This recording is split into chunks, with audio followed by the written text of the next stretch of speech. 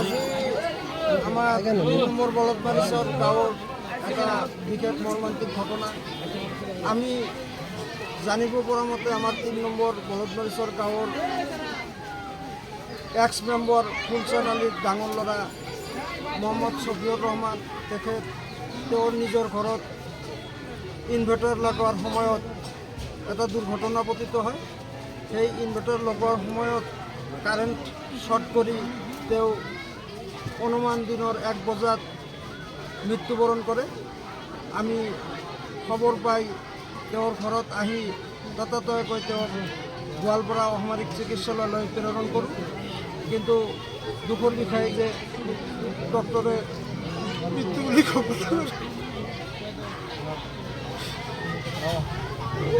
মোৰ ভাতিজা শফিউৰ ৰহমান তেওঁৰ এই আকস্মিক মৃত্যুৰ কাৰণে আমাৰ বলদবাড়িচৰ গাঁৱৰ ৰাইজে মৰ্মাহত হৈছোঁ।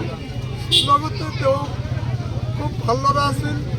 সকলোৱে জানে তেওঁ এটা আমাৰ স্থানীয় কালু বজাৰত চাৰৰ দোকান কৰিছিল। সেই চাৰৰ দোকানৰ ব্যৱসায় কৰি তেওঁৰ পৰিয়ালটো পোহপাল দি আছিল।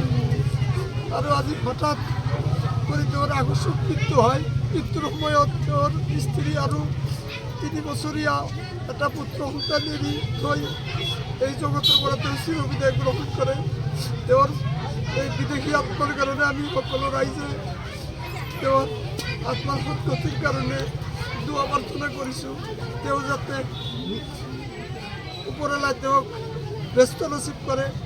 আৰু এইখিনি আমি আপোনালোকৰ নিউজ চেনেলৰ মাধ্যমেদি আমি সদৌ অসমবাসী ৰাইজ তথা আমাৰ অসমৰ মুখ্যমন্ত্ৰীলৈ মই বিনম্ৰভাৱে অনুৰোধ জনাইছোঁ যাতে এই আকস্মিক মৃত্যু হোৱা শফিউৰ ৰহমানৰ স্ত্ৰী বা এটা পুত্ৰ সন্তানৰ মুখৰ ফালে চাই কিবা যাতে গভৰ্ণমেণ্টৰ ফালৰ পৰা তথা আমাৰ স্থানীয় বিধায়ক মাননীয় একে ৰচিদ চাহালকো ডাঙৰীয়াকো মই অনুৰোধ জনাইছোঁ কিবা আৰ্থিক সহায় সহযোগ কৰাৰ কাৰণে আমি ৰাইজৰ তৰফৰ পৰা বিশেষভাৱে অনুৰোধ জনাইছোঁ। ধন্যবাদ।